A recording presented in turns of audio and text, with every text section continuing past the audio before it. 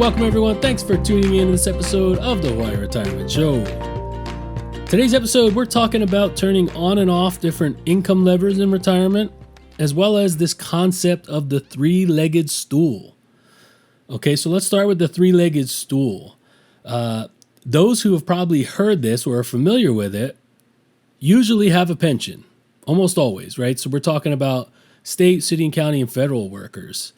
Reason being, the three legs that make up this retirement stool consist of 1, your pension, 2, your Social Security, and then 3, your personal savings and investments through whether that's TSPs, 401ks, IRAs, brokerage accounts. That's the third leg of the stool. The concept is you want all three legs to kind of bear the same amount of weight or be strong enough to support the stool, right? Let's say one of these legs on the stool, maybe your pension is kind of smaller, but you have a lot of savings in your TSP or your IRAs, then you can see things get a little unbalanced with this metaphor, right? Same would be true if your pension and Social Security are really good, but you don't have much in the way of IRAs, brokerage accounts, 403bs, the island savings plan, all that kind of other stuff. Beyond that, I mean, it's a good metaphor that gets thrown around a lot when you go to these, retirement workshops and whatnot. And it does provide a kind of a good visual of, what our federal, state, city, and county employees have and what kind of makes up their retirement. But beyond that, I think it's kind of limiting. I just thought I'd touch on it because it is common to hear if you do have a pension. And for those who don't have a pension, and to be honest, most people don't have a pension, right? Most employers, other than government employers, are moving away from those traditional pensions, right? So in that case, you're kind of left making up your stool, if you will, if you're sticking with the metaphor, from Social Security and your personal savings and investments, whether that's your 401k, your IRA, whatever it might be. Maybe it's real estate, right? You have some rental property. You got to make it up with those two legs of the stool. The whole idea, though, is just to have balanced legs of this retirement stool. And I think that is true to some regards, but even if it's unbalanced, it's not the end of the world, right? Let's say you don't have a pension or you have a very small pension, but you got a good Social Security and you have a lot of savings in IRAs or brokerage accounts. I mean, you still could be plenty good. I think the metaphor, for those who've come across it, is just a visualization of kind of a stable retirement and this three-legged stool for those that do have a pension. Okay, so you can dissect that a little further. Let's move on to income levers. Now, income levers is something that, I don't know, there's probably other people who have conceptually thought of this, but I don't know of them. I kind of made it up in my head, and this is how I go about looking at retirement income planning, is you have these different income levers, and the kind of exercise is to go through and decide, when am I turning on and possibly off different income levers? And what I mean by that is let's look at Social Security. There's a lot of options there. When do you turn it on, right? You can't turn Social Security off. I mean, there is one little exception to that, but we're not going to go into that. But you can't turn Social Security off. Once you decide to start it, it's started, right? So that's an income lever, and you decide, when am I going to start this? And what makes the most sense via maybe tax planning, maybe income planning, maybe whatever phase of retirement, if you're working part-time, when does it make sense for me to turn on this income lever? Now, if you're a couple, right, then you got to decide, when do I turn on each income lever? You have 2 levers for Social Security, right? And what makes sense given, the different rules around Social Security with spousal benefits, survivor benefits, and then other income sources at different times in your life. Again, this all goes into tax planning, income planning, different lifestyle needs. There's just a lot that goes into this. But what I'm trying to get at is, conceptually, taking the three-legged stool, but diving in a little deeper, you got to look at all of your investments and potential income streams as different income levers, and you start to map it out, right? This is what I like to do, and I think it's a good exercise. You say, okay, when am I going to turn on Social Security, and when am I going to start pulling distributions from various retirement accounts or just brokerage investment accounts, right? And maybe you have a lot of different investment accounts, right? Maybe you have a brokerage account, you have a Roth IRA, you have a lot in a 401k, right? So you got to look a little deeper. Okay, when am I going to turn on each of those levers and why, right? Maybe you go through and you say, well, I'm going to turn on my 401k distributions at this point, and I'm not going to touch the Roth IRA that I have, right? And if you do that and you map it out, maybe that impacts how you invest the money, right? Maybe you can be a little more aggressive with certain accounts that you deem you won't need until later on. You don't plan on taking distributions, right? Now, with all that being said, you can kind of half turn the lever for multiple of these investment accounts, right? And what I mean by that is maybe say, well, I'm going to take a little bit from my 401k, a little bit from my Roth IRA, and a little bit from my brokerage account all in the same year. Maybe that makes sense, right? And you're kind of turning each income lever on just a little bit. Might work out great. It all depends on, again, what are your income needs? When are you claiming Social Security?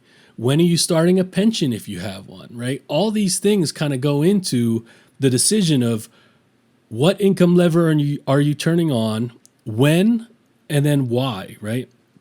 That's the final piece.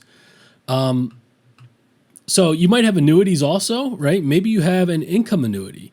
Maybe you were sold early on some sort of deferred investment annuity, a variable annuity, whatever it might be. Now that factors in, right? Because an annuity can be both a noun and a verb, right? It's a noun when it's just, okay, I have this annuity, but it's not an income stream yet, right? It's a deferred annuity. Once you annuitize and you turn on the annuity, then it turns into an income stream, right? You're turning over a lump sum of money, whatever that might be, in exchange for a steady stream of income based off the insurance companies, how they figure it out with actuaries, the amounts, and the types of annuities you're in, right? So that adds another element, right? And you could kind of think of an annuity, especially just a pure income annuity. And annuities can get real complicated where you start adding in different investments and riders for long-term care and all the other things. But a true annuity, if it's just an income annuity, then it kind of acts like a pension, and that could factor in to say, well, when am I going to turn on this income annuity? Or when do I want to buy an income annuity to create this sort of monthly paycheck from a lump sum of money, whether that's through, your qualified money, what they call qualified, right? Your retirement accounts, tax-deferred money, or whether it's through just cash or brokerage accounts. So there's a lot to think about there, but I think it's a good exercise for those of you listening who haven't gone through it before. Map out all the different types of potential retirement income, right? Maybe it's rental income. Maybe it's, okay, you and your spouse have Social Security. Okay, and then list out all the different accounts that you have that are earmarked for, retirement.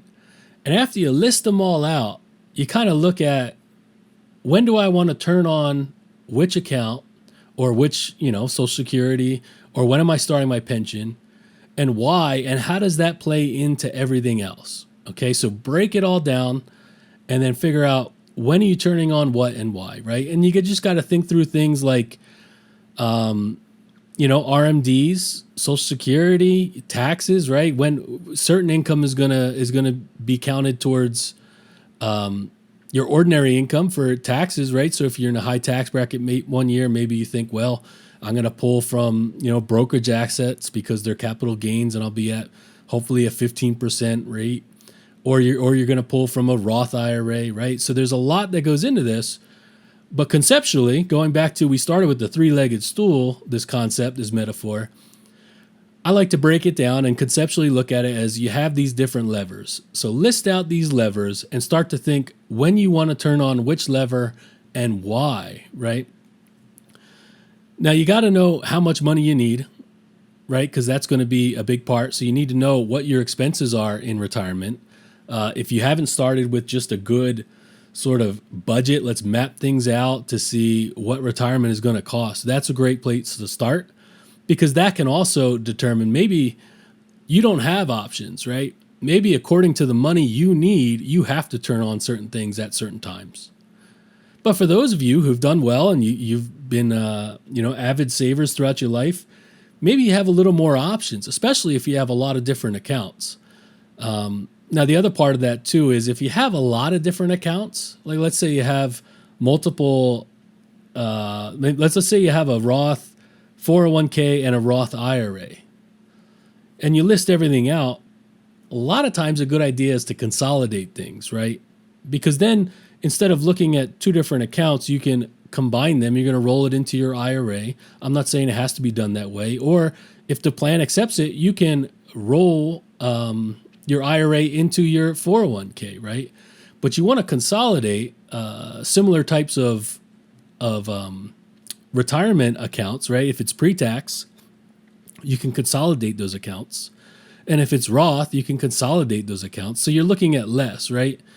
If you're one of these people who maybe you've had several 401ks throughout the years and you got a couple different IRAs, and you look at your accounts and you say, wow, I have about 7 or 8 retirement accounts, maybe you want to streamline these things, right? And then we get into the conversation about how RMDs play in, right? If you got multiple 401ks, you got to figure out the RMDs for each one every year. If it's all in an IRA, then you can just base the RMDs off of your total IRAs, right? So a lot to consider there. I just want to go through these metaphors. There's the three-legged stool for those state, city, county, and federal workers. I'm sure you're familiarized with it.